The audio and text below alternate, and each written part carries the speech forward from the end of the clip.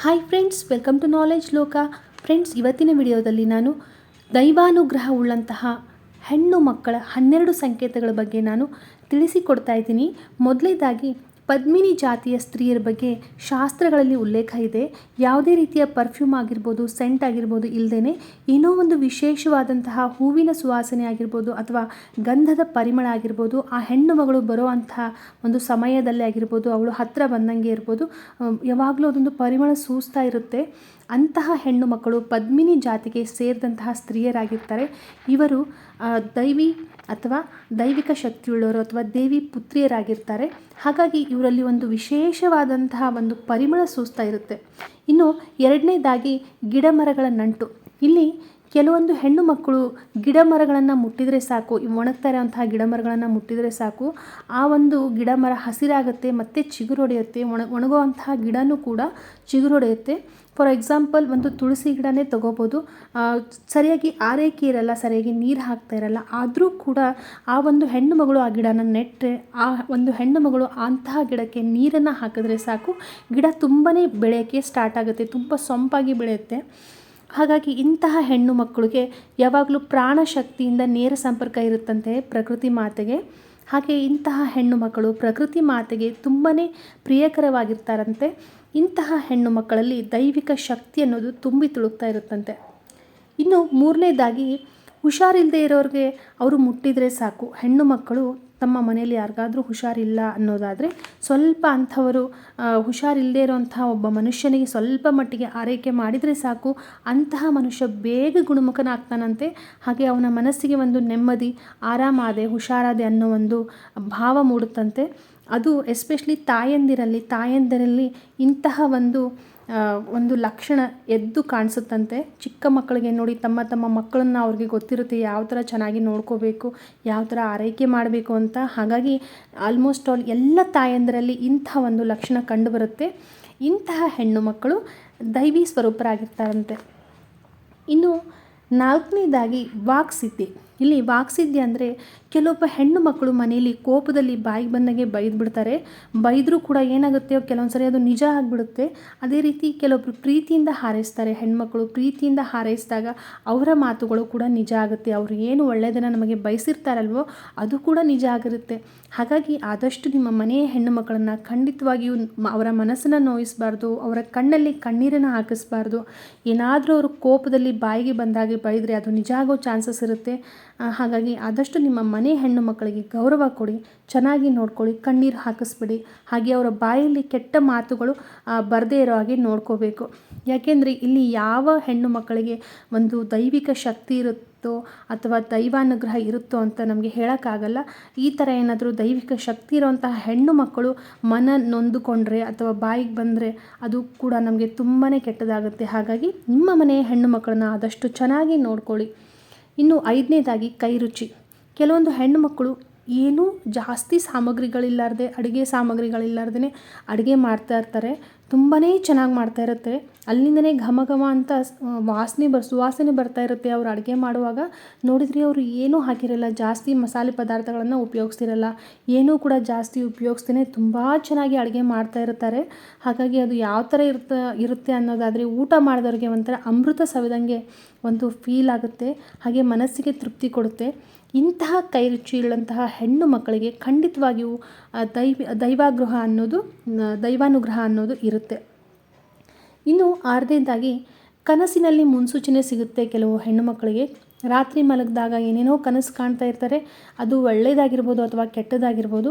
ಅವರು ಏನು ಒಳ್ಳೊಳ್ಳೆ ಕನಸನ್ನು ಕಾಣ್ತಾರೆ ಮುಂದೆ ಬರುವಂತಹ ದಿನಗಳ ಬಗ್ಗೆ, ಅದು ಮುಂದೆ ಬರುವಂತಹ ದಿನಗಳಲ್ಲಿ ಭವಿಷ್ಯದಲ್ಲಿ ನಿಜ ಆಗ್ತಾ ಇರುತ್ತೆ.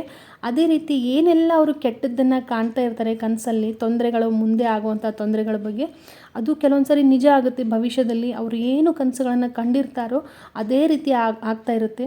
ಅಂತಹ ಹೆಣ್ಣು ಮಕ್ಕಳಿಗೆ ದೈವ ಶಕ್ತಿ ಅನ್ನೋದು ಮೈಗೂಡಿರುತ್ತೆ. ಇನ್ನು ಏಳನೇದಾಗಿ ಬೆಳಗಿನ ಜಾವ 3 ರಿಂದ 5 ಗಂಟೆಯ ನಡುವೆ ಯಾವ ಹೆಣ್ಣು ಮಕ್ಕಳಿಗೆ ಎಚ್ಚರ ಆಗ್ತಾ ಇರುತ್ತೋ ಅಂತಹ ಹೆಣ್ಣು ಮಕ್ಕಳಿಗೆ ದೈವಿಕ ಶಕ್ತಿ ಅನ್ನೋದು ಇರುತ್ತೆ. ಪ್ರಕೃತಿ ಮಾತೆಯೇ ಅವರನ್ನು ಎಬ್ಬಿಸ್ತಾಳಂತೆ ಇಂತಹ ಟೈಮಲ್ಲಿ. ಯಾಕೆಂದರೆ ಅವ್ರಿಗೆ ದೈವಶಕ್ತಿ ಇರೋದ್ರಿಂದ ಆ ಟೈಮಲ್ಲಿ ಅವರಿಗೆ ಆಟೋಮ್ಯಾಟಿಕ್ಕಾಗಿ ಎಚ್ಚರ ಆಗುತ್ತಂತೆ. ಹಾಗೆ ಆ ಟೈಮಲ್ಲಿ ಅವರು ಅಂದ್ಕೊಂಡಂತಹ ಸಂಕಲ್ಪಗಳು ನೆರವೇರುತ್ತಂತೆ. ಅವ್ರಿಗೆ ಏನೇ ಕೆಲಸಗಳ ಬಗ್ಗೆ ಥಿಂಕ್ ಮಾಡಲಿ, ಅವ್ರಿಗೆ ಏನೇ ಅಂದ್ಕೊಳ್ಳಿ, ಆ ಒಂದು ಕೆಲಸಗಳು ನೆರವೇರುತ್ತಂತೆ. ಹಾಗಾಗಿ ಕೆಲವು ಹೆಣ್ಮಕ್ಳು ಎಚ್ಚರ ಆಗ್ತಾ ಇರುತ್ತೆ, ತುಂಬ ಜನ ಹೆಣ್ಮಕ್ಳಿಗೆ ಈ ಥರ ಎಚ್ಚರ ಆಗ್ತಾ ಇರುತ್ತೆ. ಆದರೆ ಅವ್ರು ಏನು ಮಾಡಿಬಿಡ್ತಾರೆ, 3ರಿಂದ 5 ಗಂಟೆಗೆ ಮತ್ತೆ ಏನು ಮಾಡಬೇಕು ಎದ್ಬಿಟ್ಟು ಅಂದ್ಕೊಂಡು ಮತ್ತೆ ಮಲಗುವಂಥ ಚಾನ್ಸಸ್ ಇರುತ್ತೆ, ಮಲ್ಕೊಂಡು ಬಿಡ್ತಾರೆ. ಇರಲಿ ಬಿಡು, ಲೇಟಾಗಿ ಎದ್ದರೆ ಆಯಿತು ಅಂತ. ಬಟ್ ಈ ಥರ ಖಂಡಿತವಾಗಿಯೂ ಮಾಡೋಕ್ಕೆ ಹೋಗಬೇಡಿ. ಅದು ಒಂದು ದೈವಶಕ್ತಿ, ದೈವಾನುಗ್ರಹ, ಅದು ಎಲ್ರಿಗೂ ಕೂಡ ಅದು ಒಲ್ದಿರಲ್ಲ. ಹಾಗಾಗಿ ಈ ಥರ ಎಚ್ಚರ ಆದರೆ ಅದನ್ನು ಚೆನ್ನಾಗಿ ಯುಟಿಲೈಸ್ ಮಾಡ್ಕೊಳ್ಳಿ. ಇನ್ನು 8ನೇ ಸಂಕೇತದ ಬಗ್ಗೆ ಹೇಳೋದಾದರೆ, ಪ್ರಾಣಿ ಪಕ್ಷಿಗಳು ಮಗುವಿನ ಆಕರ್ಷಣೆ. ಇಲ್ಲಿ ಕೆಲವೊಂದು ಹೆಣ್ಮಕ್ಳು ಇರ್ತಾರೆ, ಅವ್ರಿಗೆ ಮುಗ್ಧ ಜೀವಿಗಳು ಅಂದರೆ ಇಲ್ಲಿ ಚಿಕ್ಕ ಚಿಕ್ಕ ಪ್ರಾಣಿಗಳಾಗಿರ್ಬೋದು, ಪಕ್ಷಿಗಳಾಗಿರ್ಬೋದು, ಆಟೋಮ್ಯಾಟಿಕ್ಕಾಗಿ ಅವ್ರ ಹತ್ತಿರ ಬರ್ತಾ ಇರ್ತವೆ, ತುಂಬ ಪ್ರೀತಿಯಿಂದ ಅವ್ರ ಹತ್ತಿರ ಬರ್ತಾ ಇರ್ತವೆ. ಹಾಗೆ ಚಿಕ್ಕ ಚಿಕ್ಕ ಮಗು ಇರುತ್ತಲ್ವ, ಚಿಕ್ಕ ಚಿಕ್ಕ ಮಕ್ಕಳು ಕೂಡ ಅಷ್ಟೇ ಅವ್ರ ಹತ್ತಿರ ಭಾಳ ಪ್ರೀತಿಯಿಂದ ಬರ್ತಾರೆ.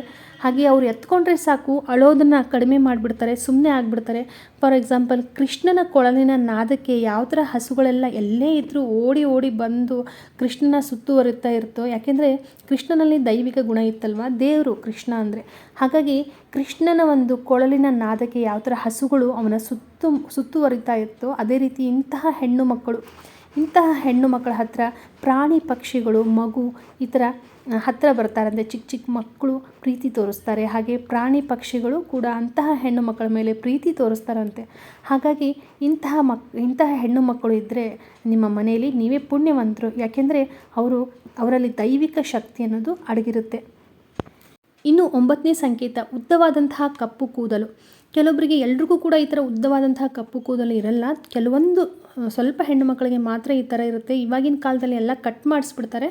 ದಯವಿಟ್ಟು ಯಾರ್ದೆಲ್ಲ ತುಂಬ ಉದ್ದ ಕೂದಲಿದೆ, ಕಪ್ಪಗೆ ತುಂಬ ಚೆನ್ನಾಗಿ ಸೊಂಪಾಗಿ ಕೂದಲು ಬೆಳೆದಿದೆ ಅಂಥವ್ರು ಖಂಡಿತವಾಗಿ ಕೂದಲನ್ನ ಕಟ್ ಮಾಡಿಸ್ಬೇಡಿ.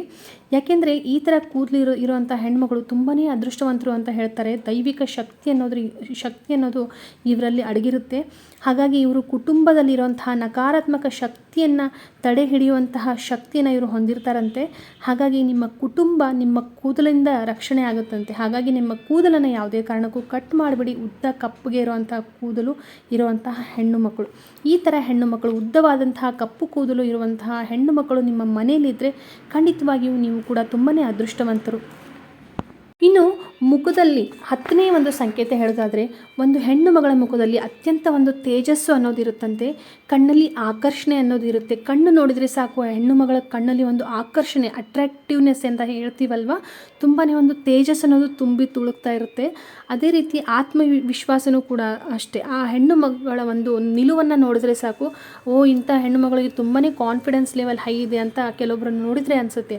ಅಂತಹ ಹೆಣ್ಣು ಮಕ್ಕಳಲ್ಲಿ ದೈವಶಕ್ತಿ ಅನ್ನೋದು ಇರುತ್ತಂತೆ. ಹಾಗೆ ಅಂತಹ ಹೆಣ್ಣು ಮಕ್ಕಳನ್ನು ನೋಡಿದಾಗ ನಮಗೂ ಕೂಡ ಅನಿಸುತ್ತೆ, ಕೈ ಎತ್ತಿ ಮುಗಿಬೇಕು, ಅವ್ರಿಗೆ ಒಂದು ಗೌರವ ಕೊಡಬೇಕು ಅಂತ ಅನಿಸುತ್ತಂತೆ.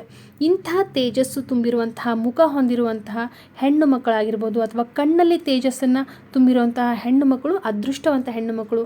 ಅದೇ ರೀತಿ ದೈವಾನುಗ್ರಹವನ್ನು ಪಡೆದಂಥ ಹೆಣ್ಣು ಮಕ್ಕಳಾಗಿರ್ತಾರೆ. ಇನ್ನು 11ನೇದಾಗಿ, ಕರುಣೆ ಇರುವಂತಹ ಹೆಣ್ಣು ಮಕ್ಕಳಾಗಿರ್ಬೋದು, ನಿಷ್ಕಲ್ಮಶವಾದಂತಹ ಕಣ್ಣೀರನ್ನು ಸುರಿಸುವಂಥ ಹೆಣ್ಣು ಮಕ್ಕಳು. ಕರುಣೆ, ಚಿಕ್ಕ ಮಕ್ಕಳಿಗಾಗಿರ್ಬೋದು, ವಯಸ್ಸಾದವ್ರಿಗಾಗಿರ್ಬೋದು, ಕರುಣೆಯನ್ನು ತೋರಿಸುವಂತಹ ಹೆಣ್ಣು ಮಕ್ಕಳು.